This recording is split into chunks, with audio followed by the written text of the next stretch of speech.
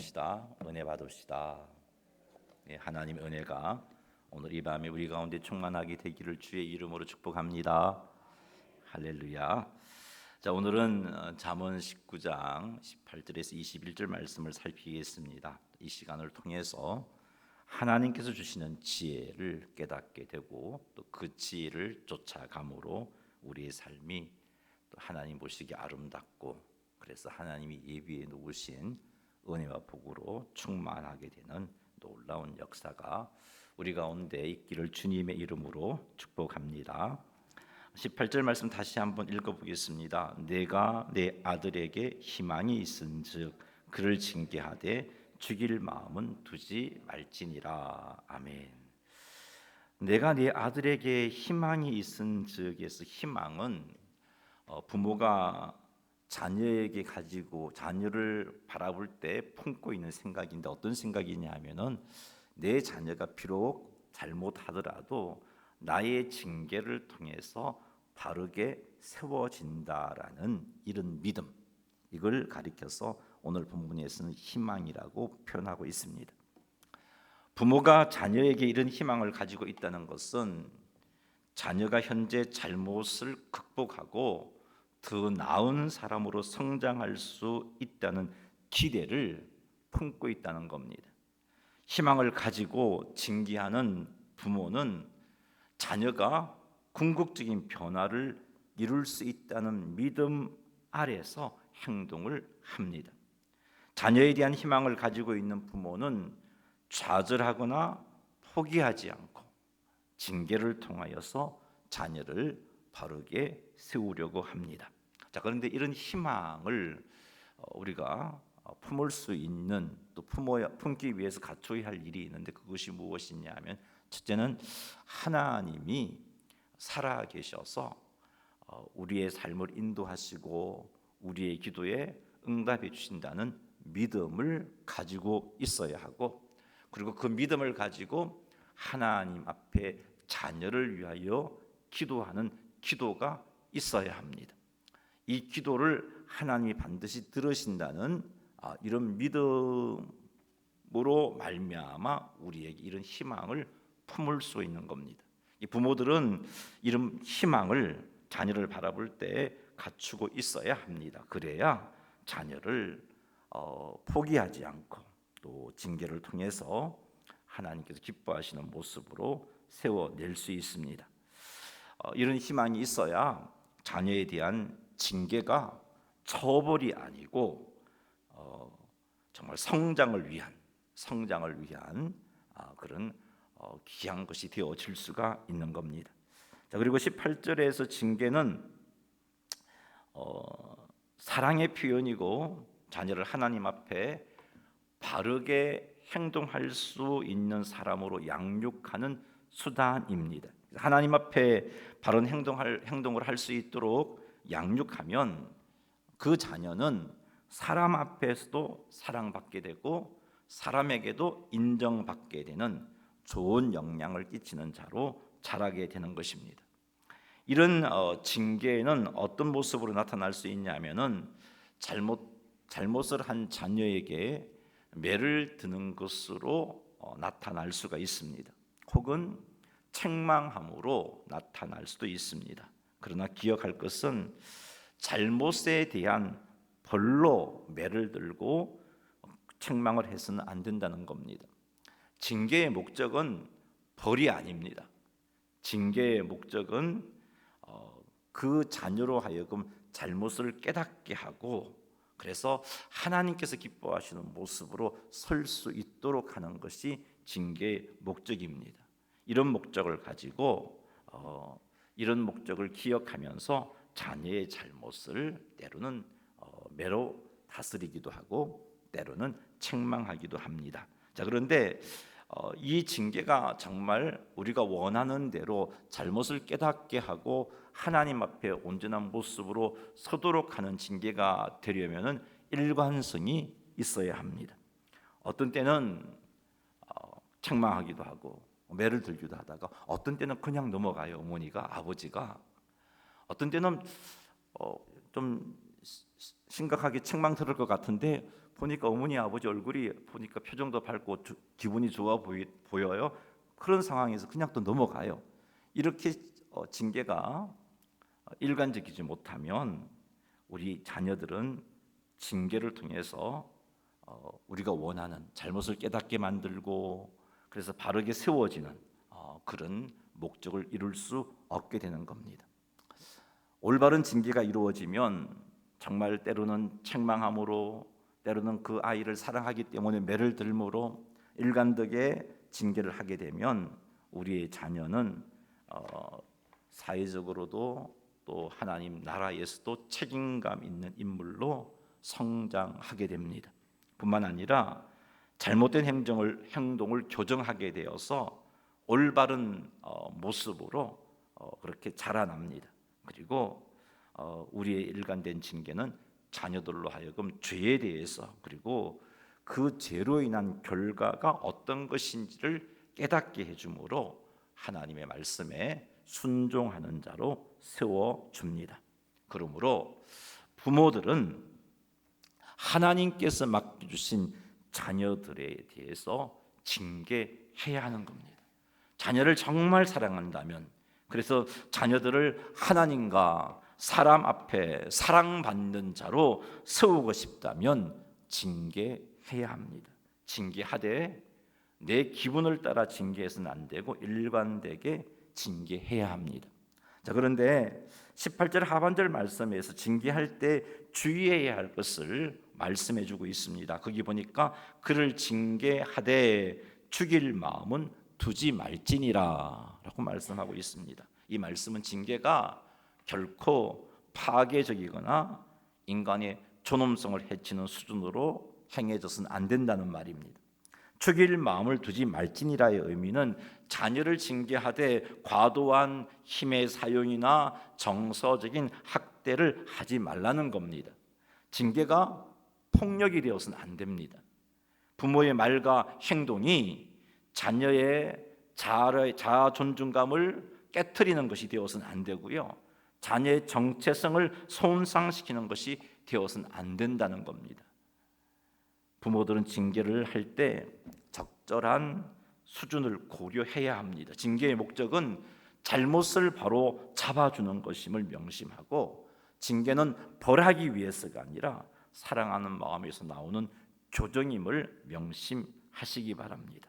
징계할 때 자녀들에게 그들의 행동이 왜 문제가 되는지, 그리고 어머니가 아버지가 이 징계를 통해서 자녀에게 기대하는 바가 무엇인지를 명확하게 설명해 주어야 합니다. 그리고 징계 후에는 자녀와의 관계를 회복하고 강화하는데 더 집중해야겠죠.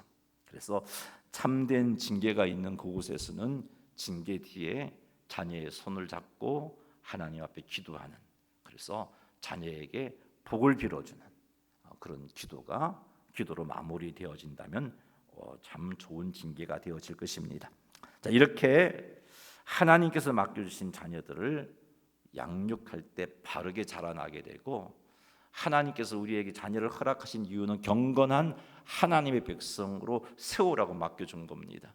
이 목적을 이룰 수가 있습니다. 우리가 정말 18절 말씀을 잘 기억해서 징계를 제대로 해서 하나님께서 맡겨주신 하나님이 사랑하는 그 영혼, 내 자녀를 하나님 앞에 올바른 모습으로 세우시고, 나아가 사람들에게도 인정받고 사랑받는 자로 세워서 주님 앞에 칭찬 듣는 부모들이 다 되시기를 주님의 이름으로 축원합니다.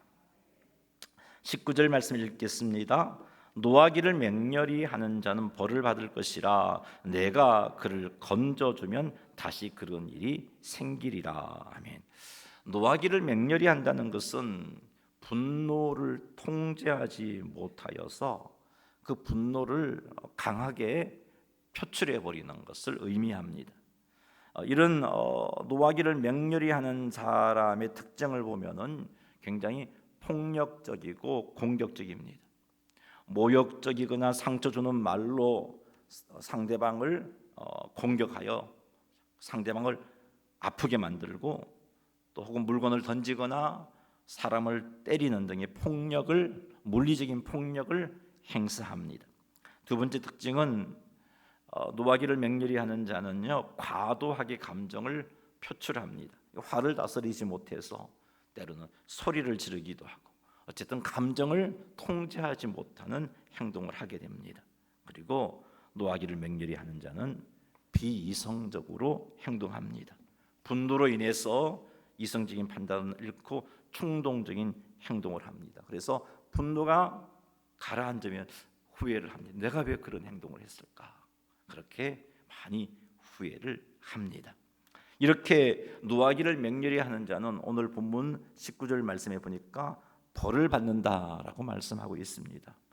이때의 벌은 하나님께서 드시는 징계의 매라고 볼 수도 있고요. 그다음 또 하나는 그가 노함으로 인하여서 그의 삶 속에서 겪게 되는 어려움을 의미하기도 합니다. 이런 노하기를 맹렬히 하게 되면은 가족과 또 우리가 함께 하고 있는 성도들, 친구들과의 관계가 파괴되기 때문에 그 깨어진 인간관계로 인하여서 고통을 겪는데, 이것도 노하기를 맹렬히 함으로 겪게 되는 벌이라고 생각할 수 있습니다. 또는 맹렬한 분노를 바라는 사람은 그가 속한 공동체 속에서 사람들의 신뢰를 잃게 됩니다. 사람들이 나를 인정해 주지 않습니다. 그것도 겪게 되는 벌이라고 이해할 수 있습니다. 세 번째는 이 분노를 다스리지 못해서 한 행동에 대해서 후회를 하게 되고 죄책감에 빠지게 되고, 이로 인해서 자신의 자존감을 잃게 됩니다. 나는 왜 이럴까? 그래서 이런 것도 노하기를 맹렬히 하는 자가 겪게 되는 벌이라고 해볼 수 있습니다. 네 번째는 이 노하기를 맹렬히 하게 될 때 심각한 경우에는 법적인 처벌을 받게 되죠. 이것도 그가 겪게 되는 벌이라고 할 수 있습니다. 다섯 번째는 하나님과의 관계가 멀어지게 될 뿐만 아니라 하나님의 징계를 받게 되는 것입니다. 그러므로 우리는 분노가 우리의 이성을 주장하지 못하도록 해야 합니다. 분노를 다스리지 못해서 남에게 상처를 주는 언행, 비이성적인 행동을 하지 않도록 우리는 조심해야 합니다. 그리하여 맹렬한 분노로 인하여 겪게 되는 벌을 받지 않도록 해야 합니다. 이런 삶을 살아야 성도가 세상 가운데서 거룩한 영향을 끼칠 수 있습니다. 맹렬한 분노가 우리의 이성을 주장하지 못하게 하려면 우리는 성령 충만함을 유지해야 합니다.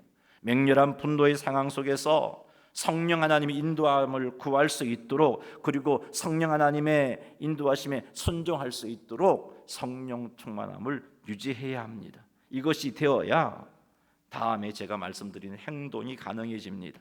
성령 충만해야 맹렬한 분노가 내 말과 내 행동으로 표출되려 할 때 성령님을 의지하여서 그 자리에서 떠남으로 분노를 다스릴 수 있게 됩니다. 성령으로 충만해야 맹렬한 분노가 표출되려 할 때 내가 과거에 이 분노를 잘 다스리지 못해서 행한 그 일로 얼마나 아파했는지, 얼마나 죄책감 때문에 고통당했는지를 생각함으로 그의 분노를 다스릴 수가 있는 것입니다. 그러니 사랑하는 성도 여러분, 규칙적으로 하나님의 말씀을 가까이 하고 규칙적으로 기도하십시오.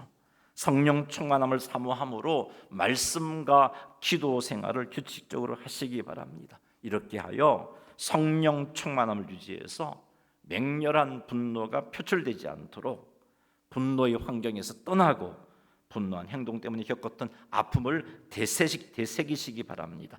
이렇게 해서 맹렬한 분노로 인하여 벌받지 않는, 고통당하지 않는 성도님들이 다 되시기를 주님의 이름으로 축원합니다. 19절 하반절 말씀에 보면 내가 그를 건져주면 다시 그런 일이 생기리라, 이 말씀을 한번 살펴보겠습니다. 여기서 내가 그를 건져주면 여기서 내는 누구냐 하면은 맹렬한 분노로 인하여서 고통을 겪고 있는 자, 이렇게 맹렬한 분노로 인하여서 고통을 겪고 있는 자를 보고 불쌍히 여겨서 그를 건져주면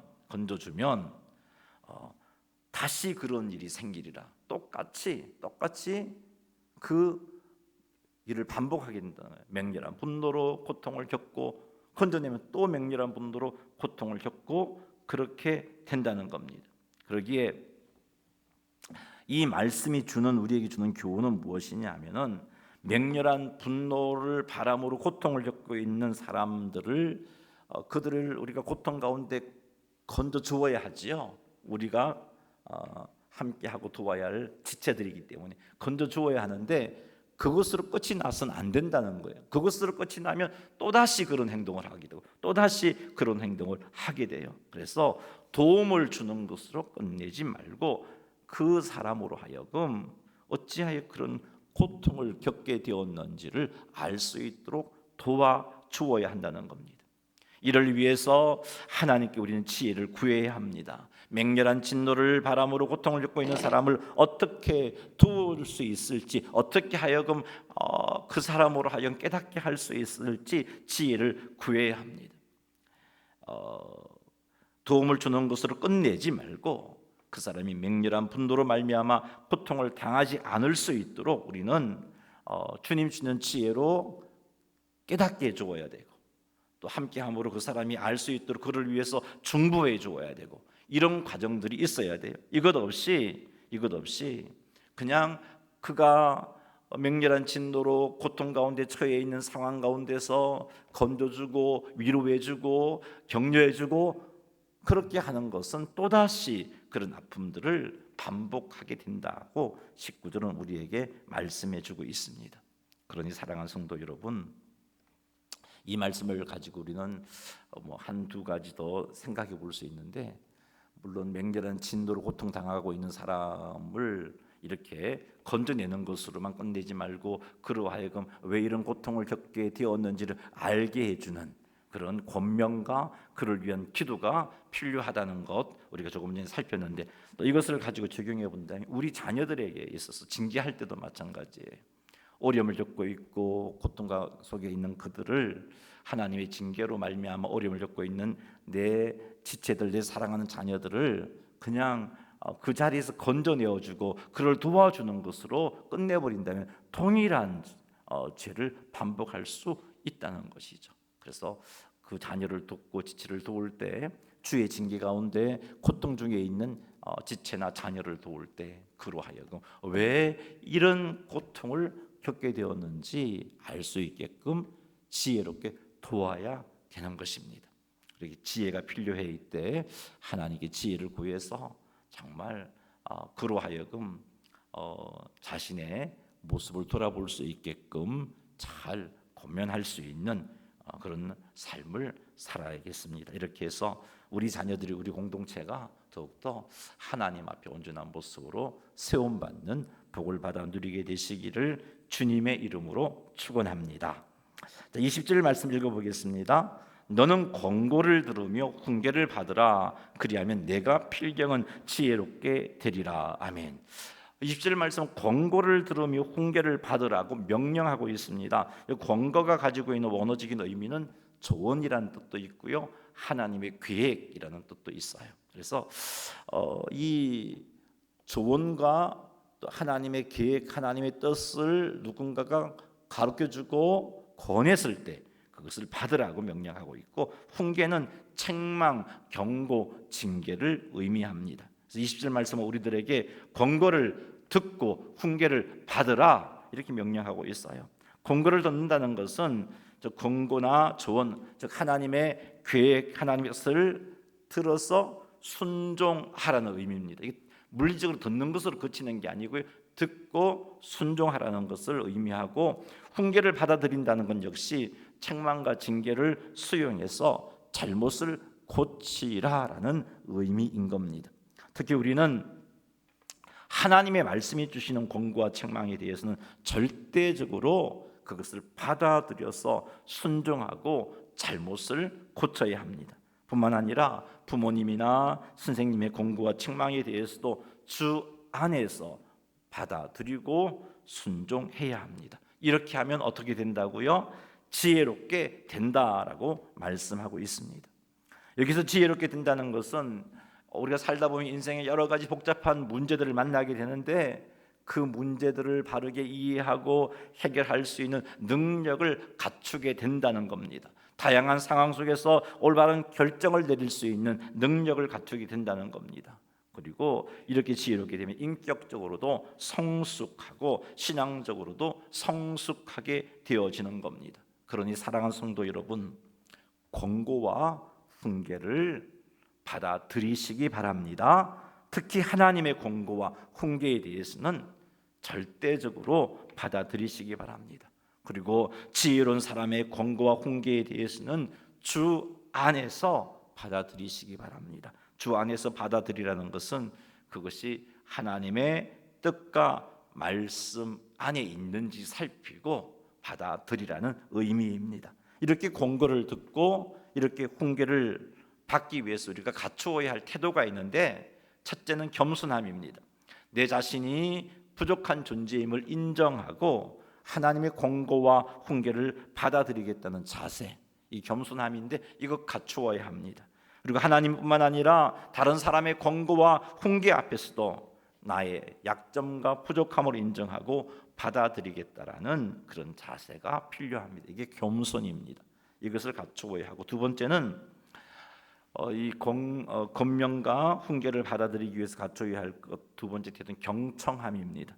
하나님의 말씀을 제대로 듣고자 주의를 기울이는 태도, 뿐만 아니라 다른 사람의 권고와 훈계에 대해서 끊지 않고 끝까지 듣고자 하는, 무슨 말을 하는지 제대로 이해하고 듣고자 하는 이런 태도가 경청인데, 이런 자세가 있어야 합니다. 세 번째 갖추어야 할 태도는 경청한 권고와 훈계에 순종하는 태도가 있어야 합니다. 이렇게 겸손과 경청과 순종의 태도를 갖출 때 우리는 권고를 듣게 되고 훈계를 받게 되어서 하나님 주시는 약속대로 지혜로운 자가 되어집니다. 사랑하는 성도 여러분, 겸손함과 경청과 순종을 갖추어서 권고와 훈계를 온전히 받아들임으로 말미암아 약속된 지혜로움 갖추어서 하나님 앞에 바르게 서시는 성도님들이 다 되시기를 주님의 이름으로 축원합니다. 자, 마지막 절 말씀 한번 살펴보겠습니다. 사람의 마음에는 많은 계획이 있어도 오직 여호와의 뜻만이 완전히 서리라. 아멘. 사람의 마음에는 많은 계획이 있어도라는 구절은 사람의 계획이 불완전하다 하는 것을 암시하는 표현입니다. 생각지 못한 여러 가지 변수에 의해서 사람의 계획이 무산되기도 합니다. 그러다 보니까 이렇게도 계획을 세워보고 저렇게도 계획을 세우게 됩니다. 이렇게 저렇게 계획을 세우다 보니까 많은 계획들, 많은 생각이 있는 거예요. 또 하나, 사람의 마음에는 많은 계획이 있다는 것은 하나님의 뜻과 상관없이 자신의 욕심을 따라서 필요한 계획을 세우기 때문에 그런 겁니다. 그러다 보니까 많은 또 계획과 생각이 있게 되고 그 계획이 하나님의 뜻과 충돌하게 됩니다. 21절 하반절 말씀에 이런 표현이 있습니다. 오직 여호와의 뜻만이 완전히 서리라. 이 말씀이 의미하는 것은, 이 말씀은 하나님의 주권을 강조하는 말씀입니다. 하나님은 모든 일을 주관하시고 모든 계획과 모든 뜻을, 모든 사건을 주관하신다는 거죠. 이 땅에 일어나는 모든 것들이 어떤 상황 속에서든지 우리가 볼 때 절망적인 상황이라 할지라도 하나님의 주권은 하나님의 뜻을 그 안에서도 이루게 만드시는 그런 것이다 하는 의미가 이 말씀 속에 들어가 있습니다. 하나님의 주권, 하나님의 절대 주권을 강조하는 표현입니다. 그리고 오직 여호와의 뜻만이 완전히 쓰리라, 이 말씀은 하나님의 뜻이 완전하다는 것을 의미합니다. 하나님의 뜻이 완전하기 때문에 그 뜻은 변하지 않습니다. 하나님의 뜻은 오류가 없기 때문에 수정될 일도 없습니다. 하나님의 뜻은 생각지 못한 변수 때문에 수정되는 일도 없습니다. 그런 의미에서 완전하다는 거죠. 또 하나님의 뜻이 완전하다는 것은 하나님의 지혜가 완전하다는 것입니다. 그러므로 하나님의 뜻은 반드시 성취되어집니다. 하나님이 주관하시는 모든 일은 완벽합니다. 실수함이 없습니다. 주권자 되신 하나님께서 행하시는 일은 선한 결과를 낳습니다. 하나님의 뜻이 완전하다는 것을 우리가 인정하며 살아갈 때 우리는 신앙생활하는 가운데 많은 유익을 누릴 수 있습니다. 하나님의 뜻이 완전함을 인정하는 사람은 계획을 세울 때 하나님의 뜻을 구하고 하나님의 뜻에 순종합니다. 하나님의 뜻이 완전함을 인정하고 하나님의 주권을 인정하는 사람은 어떤 상황과 형편 속에서도 평안함과 확신을 누릴 수 있습니다. 여러분, 요셉을 우리는 잘 알고 있습니다. 요셉이 하나님으로부터 비전을 받았습니다. 어려서부터 요셉은 하나님께부터 받은 그 비전이 반드시 이루어진다는 확신이 있었던 거죠. 그래서 노예로 팔렸어도, 그리고 그곳에서 또 억울한 누명을 쓰고 옥살이를 했어도, 뿐만 아니라 술 맡은 간원장의 꿈을 해몽해 줌으로 그가 풀려났을 때 자기를 기억해 달라고 했지만 기억하지 않은 사건 속에서도 요셉은 절망하지 않았고 지속하여 하나님을 의지할 수 있습니다. 그가 절망하지 않았다는 것은 하나님과 동행했다는 그 삶을 통해서 알 수 있습니다. 요셉은 하나님과 동행했어요. 그래서 형통했습니다. 그리고 이렇게 하나님을 신뢰함으로 요셉은 모든 사건과 사고 가운데서 평안함을 누릴 수 있었고 마침내 하나님의 두으심의 손길 약속의 성취를 맛보게 됩니다. 그가 하나님의 약속대로 정말 애굽에서 많은 사람들을 살려내는 높은 위치에 올라서 주어진 권력을 가지고 많은 사람들을 살려내고 이스라엘 백성들을 애굽으로 이끌어서 이 애굽 땅에서 큰 민족 되게 하는 그런 기초를 낳는 역할을 요셉이 했던 것을 기억합니다. 이처럼 하나님의 뜻이 완전함을 믿게 되면 어떤 상황 가운데서 우리는 평안과 확신을 누릴 수가 있는 겁니다. 그러므로 우리는 계획을 세울 때 하나님의 뜻을 구해야 합니다. 그리고 하나님의 뜻에 순종해야 합니다. 하나님의 뜻을 구하고 그 뜻에 순종하기 위해서는 하나님 앞에 겸손해야 합니다. 하나님의 지혜와 능력이 완전함을 믿고 나는 나의 계획과 생각은 불완전함을 인정하고 하나님의 인도하심에 순종하는 태도를 갖추어야 합니다. 그리고 하나님의 뜻을 구하기 위해서 지속적으로 기도하고 말씀을 묵상해야 합니다. 기도를 통해 하나님의 인도를 구하고 말씀을 통해 하나님의 뜻을 분별할 수 있기 때문에 그렇습니다. 그리고 하나님의 뜻을 구하고 하나님의 뜻에 순종하기 위해서는 하나님을 신뢰해야 하고 인내해야 합니다. 하나님의 뜻을 구하며 세우신 그 계획이 형통하지 않고, 왜 하나님의 뜻을 구하며 세운 계획인데 왜 형통함이 없고 어려운 일이 생길까? 그런 상황에 처해진다 할지라도 하나님의 뜻이 완전함을 신뢰해야 합니다. 그리고 인내해야 합니다. 그리할 때 하나님의 놀라운 뜻을 이루게 되는, 그리고 그것이 합력하여 선을 이름을 맛보게 될 것입니다. 그러니 사랑하는 성도 여러분, 우리의 제한적인 능력 때문에, 유한한 능력 때문에 우리가 세우는 계획은 불완전하여 실패할 수밖에 없지만 하나님의 뜻은 완전하여 반드시 이루어짐을 믿으시기 바랍니다. 하나님의 주권을 인정하시고 그리고 하나님의 뜻을 신뢰하면서 순종하는 삶을 사시기 바랍니다. 이를 통해서 여러분 무슨 일을 만나도 평안 누리고 또 인내하게 되므로 마침내 하나님이 약속해 주신 놀라운 은혜와 복, 합력하여 선을 이루시는 그런 복을 누리시는 성도님들이 다 되시기를 주님의 이름으로 축원합니다. 자, 말씀을 맺습니다. 자녀들에게 희망을 거두지 마십시오. 하나님께서 신실하신 분이시기에, 그리고 우리가 자녀들을 위해서 기도하기에, 그리고 우리가 주 안에서 자녀들을 바르게 징계하기에 우리의 자녀들은 틀림없이 잘못을 극복하고 더 나은 사람으로 성장할 것입니다.